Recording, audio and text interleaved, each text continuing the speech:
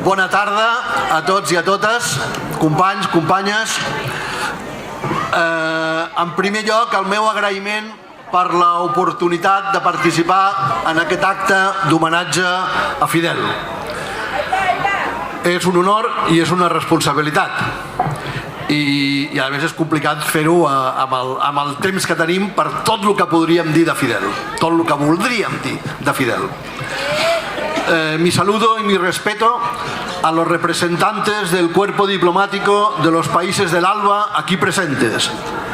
Mi saludo y mi respeto también a Joan Josep Nuet, secretario general del Partido de los Comunistas de Cataluña y miembro de esta atribulada mesa del Parlamento catalán.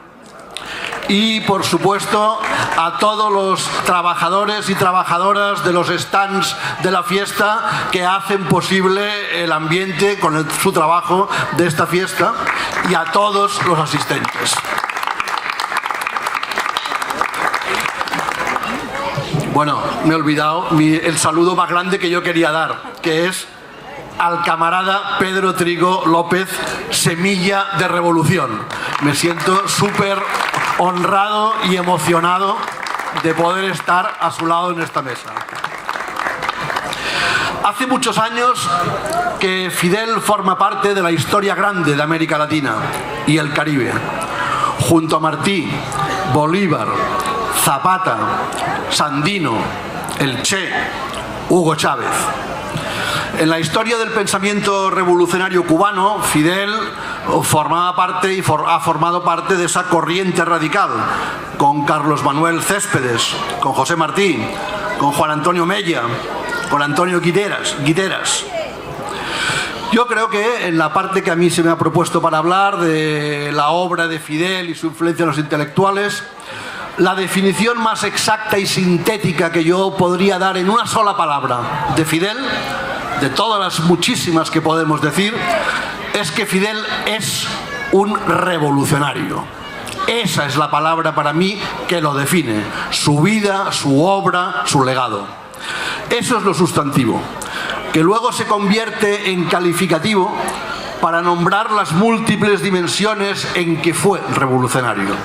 Y así podemos hablar de que Fidel es un dirigente político revolucionario, un intelectual revolucionario, un humanista revolucionario.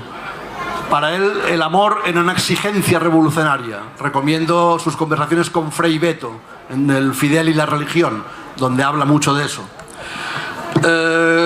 Un revolucionario marxista y un revolucionario comunista. A pesar de todos los pesares contra viento y marea, con todas las deformaciones que esa palabra ha sufrido en el siglo pasado y sigue sufriendo, Fidel se ha definido siempre como un revolucionario comunista. La obra de Fidel, yo creo que se puede, al hablar de la obra de Fidel, eso se puede tomar en dos dimensiones. Una, en sentido estricto. En sentido estricto quiero decir su obra escrita y hablada y luego transcrita.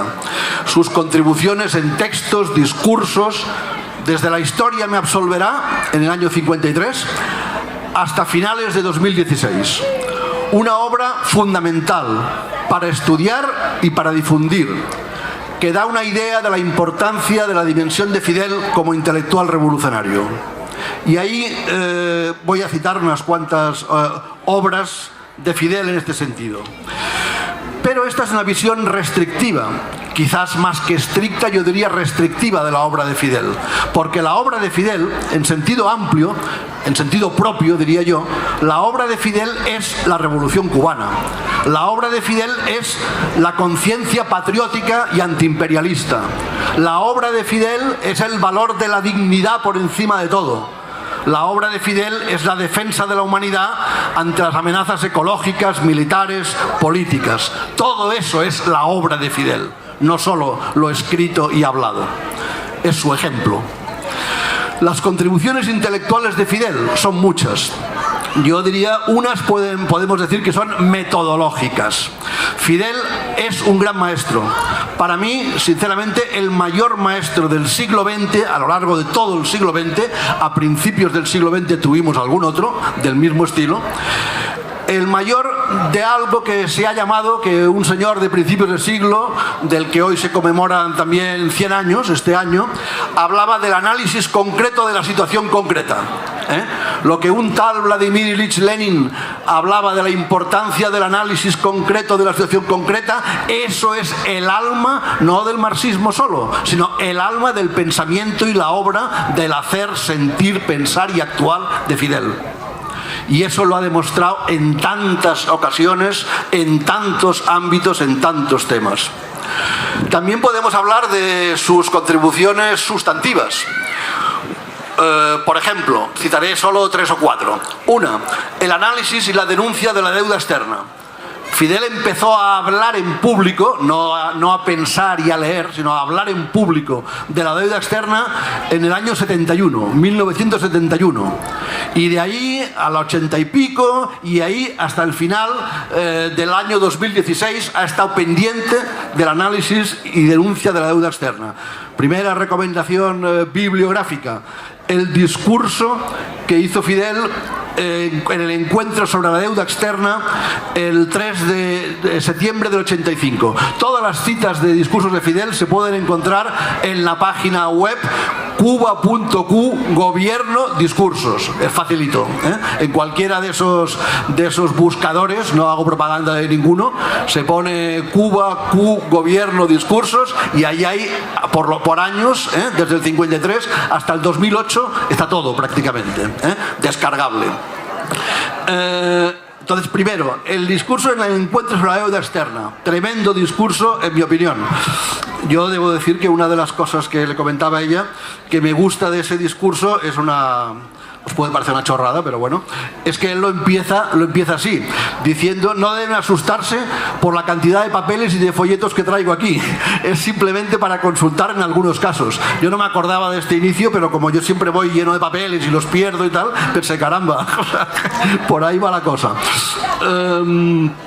Otro discurso que recomiendo en este mismo sentido es el discurso en clausura de uno de los muchos eventos internacionales sobre economía, el de Economía 98, de julio de 1998, también sobre el tema de la deuda externa. Ese es un tema fundamental, no me extiendo, cito solo. Otra contribución sustantiva, la de la necesidad y urgencia de la unidad latinoamericana y caribeña. Eso él, siguiendo la estela de Martí y de Bolívar, lo llevó en el corazón y en la cabeza toda su vida, y por fin,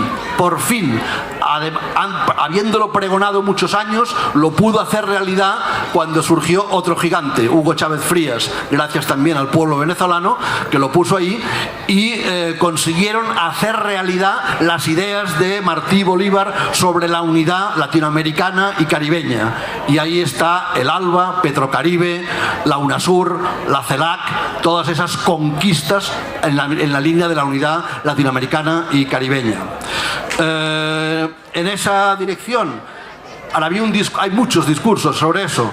Yo cito uno que a mí me emociona especialmente y recomiendo particularmente: el discurso que hizo en la Universidad Central de Venezuela en febrero de 1999, 2 días después de la toma de posesión de Hugo Chávez Frías como presidente de la República Bolivariana de Venezuela. Ese es un espléndido discurso. Simplemente es cuestión de tomarse un tiempo, fumarse una pipa con un buen Cuba Libre, un mojito al lado. En papel son 47 páginas. No hay desperdicio, y es súper vigente sus reflexiones para el mundo en general y para Venezuela en particular. Un tercer contribución sustantiva para mí es el tema de los problemas de la transición socialista. Fidel analizó crítica y autocríticamente y muy creadoramente todas las dificultades, contradicciones que suponía intentar construir el socialismo a 90 millas del imperio y en algunos momentos del siglo pasado ya en solitario. Esa tremenda, titánica esfuerzo en el que Fidel también venció le obligó a reflexionar y mucho sobre los problemas de la transición al socialismo. Ahí hay un montón de textos de él. Yo creo que su discurso en el 60 aniversario de su ingreso en la universidad, en el año 2005, es un buen referente para verlo, y todos los textos que están recogidos del 1986 y del 86 al 89.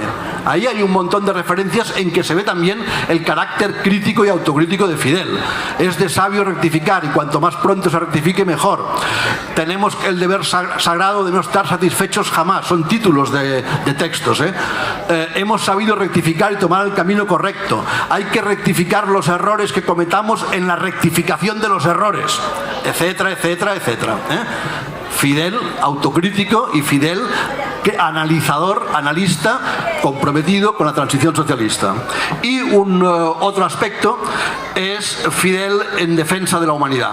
Yo creo que su preocupación por los problemas de la humanidad en su conjunto, por las grandes amenazas, los grandes riesgos que se ciernen sobre la humanidad y las alternativas civilizatorias a esos riesgos, ha estado presente toda su vida y muy acentuadamente en los últimos años, y ahí las reflexiones de Fidel de estos últimos años son preciosa documentación, también muy asequible para poder analizar todo esto. El encuentro de Fidel con la red de intelectuales y artistas de defensa de la humanidad en el 2012, sobre el que hay un librito, también descargable de internet, unas 100 páginas con todos los diálogos, pero allí están sus intervenciones, me parece una buena referencia. Pero esto sería, decía yo, una visión un poco restrictiva, solo estas contribuciones leídas y de obras. Yo creo que otros ejemplos de la vida y obra de Fidel son, y cito solo algunos: la disciplina en el trabajo y el estudio, su meticulosidad. Un revolucionario ha de ser disciplinado en el trabajo y en el estudio. Eso Fidel lo practicó siempre.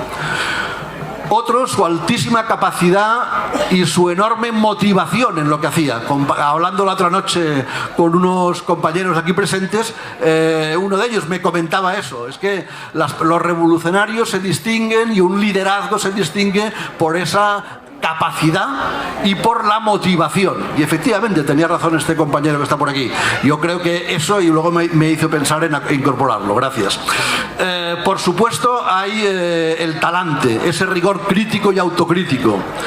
Yo diría que hay también tres sustantivos que se le podían aplicar a Fidel perfectamente: sabiduría, prudencia y audacia. Un revolucionario ha de ser sabio, ha de ser prudente, ha de ser audaz, y eso él lo decía y lo practicaba. Fernando Martínez Heredia es la única... No, voy a hacer solo dos citas que no son de Fidel, pero son de compañeros cubanos.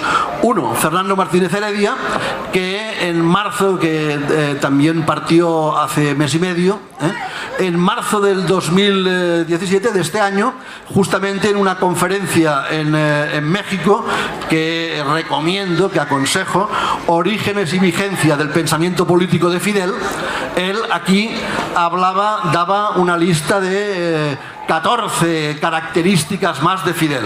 No tengo tiempo, os las ahorro, y lo dice mucho mejor que lo diría yo Fernando Martínez Heredia en ese texto.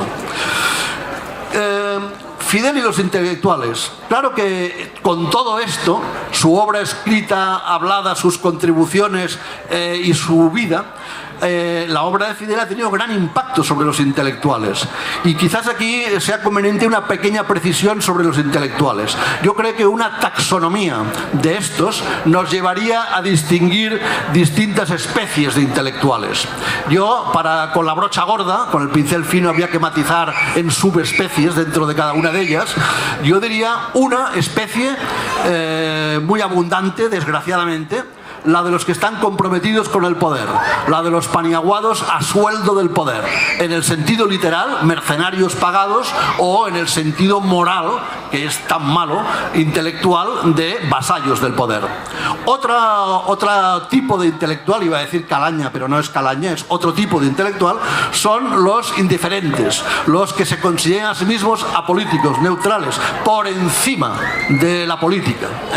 Ahí habría que recordarles lo que decía Antonio Machado, lo que decía Bertolt Brecht, lo que decía Gramsci, en fin, toneladas de intelectuales comprometidos sobre ese supuesto indiferentismo. Y finalmente hay un tercer tipo, que serían los intelectuales que abrazan las causas justas, se ponen del lado de los humildes, de los de abajo, palabra que no solo es de los indignados de este siglo, sino de Mariano Azuela, el mexicano, hace tanto tiempo. Los intelectuales estos son los que aprenden de los de abajo, se funden en las luchas de estos y a veces incluso en sus organizaciones, en la batalla práctica y de ideas por una humanidad libre y justa en un planeta habitable. Y Fidel sabía distinguir perfectamente esa zoología o tipología o taxonomía de los intelectuales y los trataba en función de en qué cajón estaban.